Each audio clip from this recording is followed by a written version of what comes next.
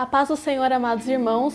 Nesse primeiro semestre de 2020, aqui na Igreja Pentecostal de Jesus Cristo, nós estaremos estudando a primeira carta de Paulo aos Tessalonicenses. E por isso, a Escola Bíblica Maranata oferece a você esse subsídio teológico para o crescimento da sua vida espiritual. Acompanhe conosco juntamente com o professor Leonardo Nogueira.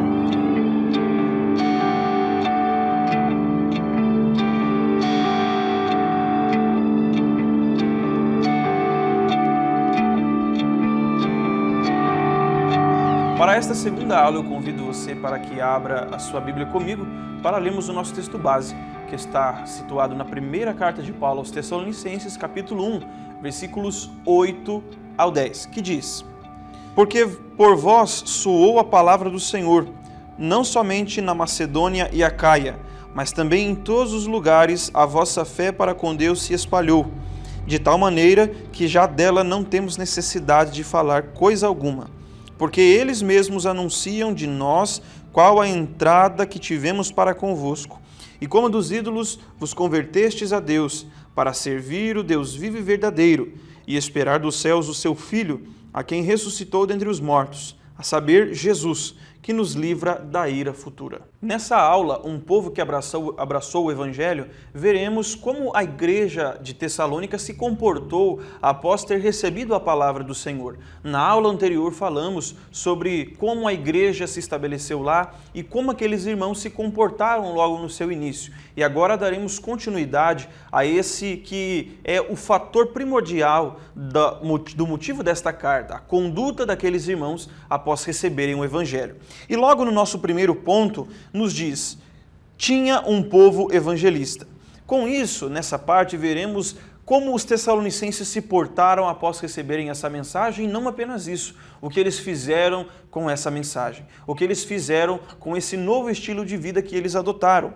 Quando nós lemos a partir do versículo 8, podemos contemplar que após eles receberem, eles também anunciaram essa palavra e foram exemplos de fé para muitas pessoas. E os tessalonicenses então não apenas receberam a palavra, mas eles também a transmitiram, e esse foi um fator fundamental para que aquela igreja se fortificasse no Senhor. Eles receberam a palavra e eles também transmitiram essa palavra. E com efeito, eles cumpriram o ide do Senhor, como está em Marcos capítulo 16, em que o Senhor Jesus ordenou na sua grande comissão, dizendo: ide por todo o mundo, pregai o evangelho a toda criatura, aquele que crer e for batizado será salvo. Os tessalonicenses de fato estavam cumprindo essa ordem no Senhor, em que após receberem o Evangelho, eles estavam também anunciando essa mensagem. E não somente isso, os tessalonicenses também pregavam essa mensagem pelo seu exemplo, pelo seu testemunho. Conforme essa frase que nós temos aqui em nosso quadro: testemunhar não é algo que fazemos, testemunhar é algo que somos. E de fato isso era real na vida dos tessalonicenses. Eles, com sua vida cristã, com sua conduta diante de Deus, eles testemunhavam daquilo que Cristo era para eles e daquilo que a palavra de Deus ensinava a eles. E de fato o testemunho cristão ele consiste na vida de Cristo em nós. E era isso que os tessalonicenses viviam. Eles eram um povo evangelista não porque havia grandes missionários naquela igreja. Aliás, os missionários que havia naquela igreja, eles vinham de fora, estabeleciam a igreja e depois partiam para uma nova obra. A igreja em si não possuía ainda esse corpo de obreiros, mas aquele povo, após receberem essa mensagem pelo seu testemunho, eles anunciavam esta mensagem que haviam recebido. Portanto, não se esqueça dessa frase: testemunhar é algo que somos, não é algo que eu falo, que eu faço, mas é algo que eu sou, e isso acontece a partir do momento que eu recebo a palavra de Deus em minha vida. E era isso justamente que estava acontecendo com aquele povo. Por meio da conduta deles, eles estavam promulgando e profusamente difundindo a mensagem do Evangelho de Cristo em seu comportamento, em sua vida e em sua conduta, pois afinal de contas, eles eram agora novas criaturas. No ponto 2, Paulo vai destacar que eles se converteram dos ídolos a Deus. E isso é muito importante para a vida dos tessalonicenses e também para nós. A conversão, ela produz frutos visíveis, ela produz frutos que são perceptíveis em nossa vida. É impossível alguém dizer que se converteu e você não observar nenhum tipo de mudança na vida dessa pessoa. A conversão, quando o Espírito entra em nós, como vimos na última aula, que o Espírito habita em nós e nos leva a uma vida de santificação, isso produz muitos frutos, e esses frutos são perceptíveis. E isso era real também na vida dos tessalonicenses, que se converteram dos ídolos a Deus. A cidade de Tessalônica era uma cidade bastante interessante sob essa perspectiva, porque era uma cidade em que havia muitas estátuas de deuses, havia muitas estatuetas, ídolos, e isso fomentava de grande forma a idolatria naquela cidade. E a cidade também era conhecida por abraçar muitas religiões, devido ser uma capital e uma cidade em que afluíam muitas pessoas pela sua importância econômica e também social. A estrutura da cidade acabava recebendo muitas pessoas e com essas pessoas vinham as suas religiões, as suas crenças e os seus rituais de todas as religiões que você possa imaginar. A cidade de Tessalônica estava imersa nesse tipo de conduta e as principais religiões ou ramos religiosos presentes naquela cidade era a seita egípcia dedicada a Serapis e a Ísis, o culto ao deus grego Dionísio, também conhecido como Baco, que era o deus do vinho, da festa e da fertilidade, e além disso também havia o culto ao imperador. Tudo isso fazia com que a idolatria fosse muito forte na cidade de Tessalônica, e nós não podemos nos esquecer que isso era sim uma grande barreira para a pregação do evangelho naquela região e em todas as outras em que isso fosse real. A cidade estava mergulhada na idolatria. A cidade estava cheia desses rituais pagãos.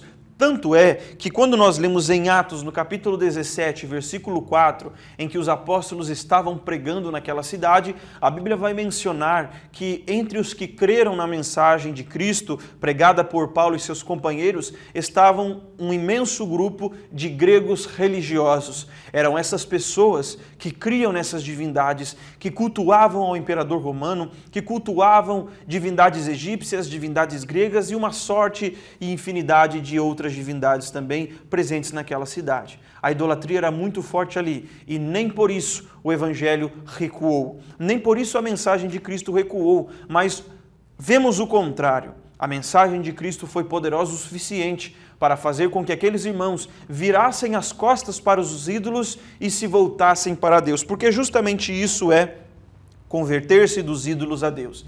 É virar as costas para o ídolo e voltar-se para Deus. E essa tinha sido a conduta primeira dos tessalonicenses quando eles receberam o evangelho de Cristo.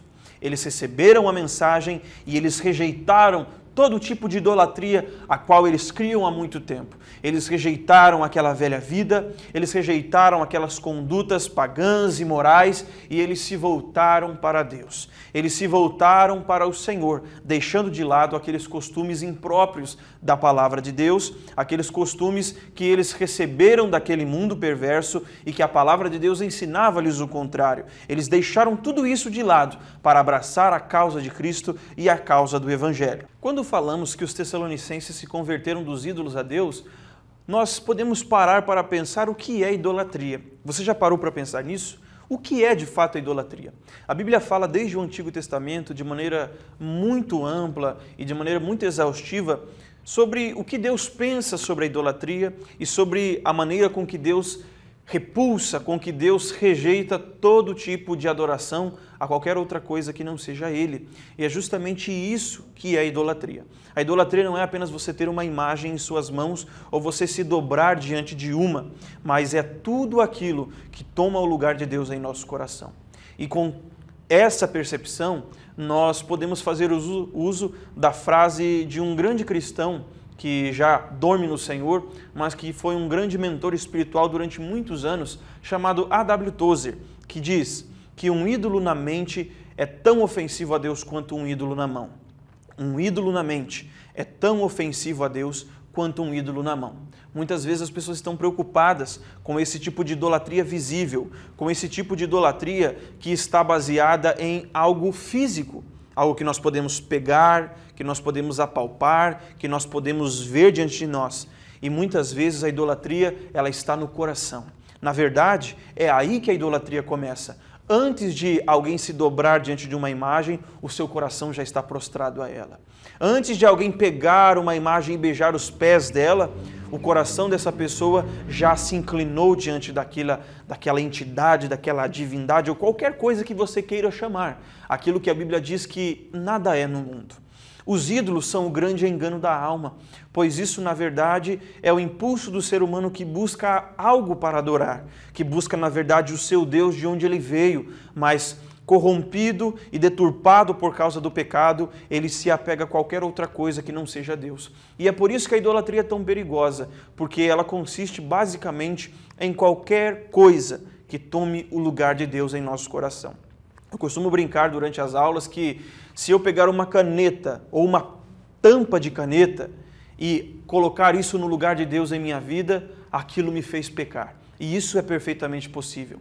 Tem pessoas que fazem do seu ídolo uma estatueta de ouro, outros fazem uma estatueta de pedra, de gesso, de madeira, e há outros que fazem o dinheiro o seu ídolo. Outros fazem a família o seu ídolo. Outros, que talvez seja o pior de todos, fazem de si mesmo o seu ídolo. A egolatria, a síndrome de Satanás, que fez um querubim ungido cair do céu, o orgulho, o amor próprio desmedido. Por isso a idolatria é tão perigosa, porque ela é capaz de roubar-nos a alegria de Deus em nosso coração. Ela é capaz de tirar-nos da presença de Deus. E devemos tomar cuidado, porque muitas coisas têm nos assediado para tomar o lugar de Deus em nosso coração. E tudo isso é idolatria. A idolatria não é apenas a imagem de escultura na nossa frente, não é apenas isso. A idolatria mais perigosa é aquela da mente, aquela do coração. E com isso nós podemos pensar nesse momento. O que está ocupando o primeiro lugar do meu coração? Ou quem? O que está ocupando o primeiro pensamento quando eu acordo de manhã?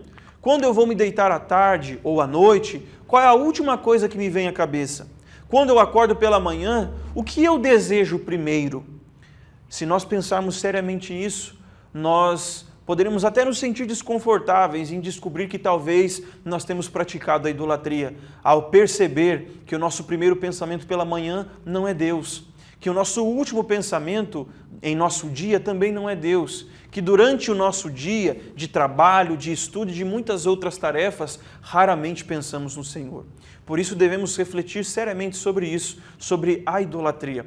Aquele povo havia abandonado a idolatria, aquele povo havia rejeitado tudo o que ocupava o lugar de Deus em seu coração. Quando eles descobriram quem era o Senhor, quando eles se depararam com a mensagem de Cristo, para eles não havia nada mais importante do que o próprio Deus. E por isso, eles se converteram dos ídolos a Deus. Eles viraram as costas para os ídolos e eles se voltaram para Deus. Eles rejeitaram os ídolos e se voltaram para Deus. Todos os aparentes benefícios que os ídolos traziam, as benécias, os prazeres, tudo isso eles abandonaram. Porque quando se abandona a idolatria, não se abandona apenas a imagem, se abandona tudo o que ela significa. Eles cultuavam, por exemplo, o deus Dionísio, que era o deus da farra, o deus da festa, o deus da bebedeira, cujos cultos eram regados de vinho, de muita prostituição e de muita bebedeira. E a maneira de cultuar esse deus era bebendo e embriagando-se. Eles rejeitaram isso. Eles não rejeitaram apenas o Dionísio, mas o culto a Dionísio. Eles não rejeitaram apenas Ísis, mas o culto a Ísis. Não rejeitaram apenas a divindade do imperador, mas rejeitaram tudo o que isso significava para se voltar a Deus. E é por isso que nós falamos no início que a conversão, ela gera frutos. A conversão, ela produz frutos perceptíveis. Alguém que se converte, visivelmente nós podemos observar isso. E assim aconteceu com aqueles irmãos de Tessalônica que se converteram dos ídolos a Deus. No terceiro ponto da nossa aula, o nosso título é Tinha um povo livre da ira de Deus, baseado no versículo 10. Aquele famoso versículo que, como eu já disse anteriormente, a carta aos Tessalonicenses está repleta desse tema, a vinda do Senhor. E no capítulo 1, o tema está justamente no versículo 10. Um povo que foi livre da ira de Deus, em que Paulo diz, esperar dos céus a seu Filho Jesus, a quem ressuscitou dentre os mortos, que também nos livra da ira futura. Aquela igreja de Tessalônica, e não somente eles, mas todos aqueles que confiam e esperam em Cristo, podem ter a grande confiança, a certa esperança de que estão livres da ira vindoura. Mas afinal de contas, que ira é essa? Na sua aula você pode expor isso de duas maneiras. Em primeiro lugar, a ira vindoura pode ser caracterizada como a condenação eterna. O inferno, a segunda morte, o lago de fogo, o lugar onde os inimigos de Deus serão punidos e condenados por toda a eternidade. Essa é a ira de Deus. Muitas pessoas pensam que Deus não está no inferno e que se existe um lugar em que Deus não está, é o inferno. Mas isso é uma grande mentira, porque o inferno foi Deus que fez para o diabo e seus anjos e para todos os seus inimigos. Aquele é o lugar onde a ira de Deus arde dia e noite. Portanto, se há algo presente no inferno, é a ira de Deus, é a justiça de Deus sobre o pecador e sobre os inimigos de Deus. Portanto, a primeira ira de Deus, se assim podemos classificar, da qual somos livres por Cristo, é da condenação eterna, pelo simples fato de que em Cristo somos salvos, e aqueles que foram salvos uma vez por Cristo, eles estão livres dessa condenação eterna. Muito pelo contrário, o Senhor Jesus garantiu que Ele veio para nos dar vida e vida com abundância. Ele veio para nos dar a vida eterna e não para sermos condenados, porque Ele é a salvação e a propiciação pelos nossos pecados. Portanto, quando nós falamos de ira vindoura, da qual Jesus nos livra, nós estamos falando da condenação eterna. Mas também podemos falar de um outro aspecto muito importante para a nossa fé, que fala-se da grande tribulação. A grande tribulação é mencionada na Escritura como um período tenebroso em que o juízo de Deus será aplicado sobre a humanidade. O juízo de Deus será implacável contra todos aqueles que o rejeitaram nessa vida. A Igreja de Cristo será arrebatada antes da grande tribulação. E é por isso que Jesus também nos livra da ira vindoura, porque a sua igreja será guardada desse momento de trevas. Nós falaremos com detalhes sobre esse assunto em aulas posteriores, mas nós devemos ter a certeza e a confiança de que se estamos em Cristo, estamos livres da ira futura do próprio Deus. Jesus é aquele que nos livra da punição divina, punição essa que não é injusta. Nós temos que pensar e entender que o juízo de Deus sobre o pecado não é injusto. Muito pelo contrário, ele é completamente justo. Se nós nos lembrarmos da aula passada, lembraremos que um dos pontos da nossa salvação é a dependência da graça de Deus. E a graça, como bem sabemos, é o favor imerecido de Deus para conosco. Portanto, a salvação e o livramento da condenação não é algo que merecemos. Nós merecemos a condenação. O próprio apóstolo Paulo vai escrever aos irmãos de Éfeso que nós somos, por natureza, filhos da ira. Isso significa que, naturalmente, já somos condenados ao inferno. Essa é a nossa condição original. Essa é a nossa condição desde o nosso nascimento, porque somos pecadores desde a nossa mais tenra idade. Mas a graça de Deus, por meio de Cristo e sua obra, é capaz de nos livrar desta condenação. Jesus Cristo, o qual esperamos, é o que nos livrará da ira futura, tanto da condenação eterna quanto dos juízos da grande tribulação, esse período em que os juízos implacáveis de Deus serão derramados sobre a terra para trazer juízo a este mundo e também para conduzir os judeus à presença de Cristo, para que eles aceitem a Cristo como Messias. A igreja, no entanto, não estará aqui, meus amados. A igreja estará gozando do céu com Cristo, o qual os livrou da ira vindoura, o qual os livrou no futuro, e é isso que nós devemos aguardar. Aquele povo era um povo animado, era um povo alegre, porque aguardavam o Senhor Jesus Cristo, que havia ressuscitado, e essa era a garantia.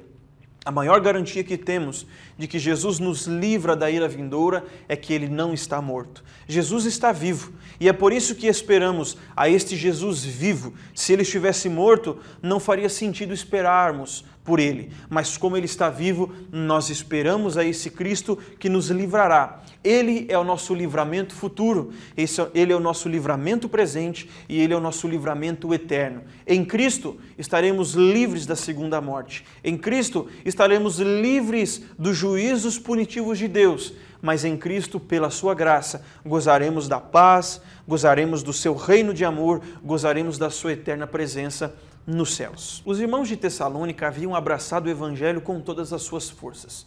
Eles receberam a palavra, eles anunciaram a palavra, eles deram testemunho da palavra e com isso também eles guardaram em seu coração a esperança de que Cristo viria para buscá-los um dia.